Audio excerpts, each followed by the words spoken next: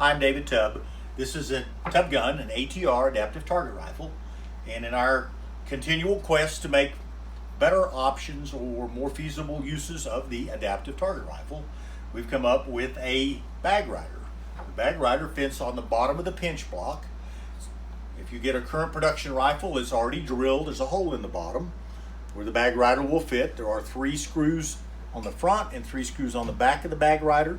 The bag rider will angle itself either in a neutral or 0 position for can angle, or in an upward or downward, depending on which way you mount it, 4-degree position, depending on your shooting style. And of course, it has a little clamp with it that goes in the back that fits the contour of the inside of the bag rider, and you pick the specific hole you want.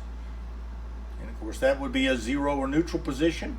And if I turned it around, it would be a 4-degree upward position. And you have 3 holes here, and you have 3 holes here. So you could actually put this on backwards if you wanted to kick it out the back way.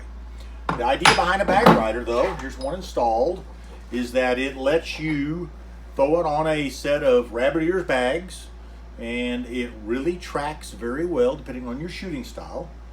And that some people really like it, and some people like the pinch block.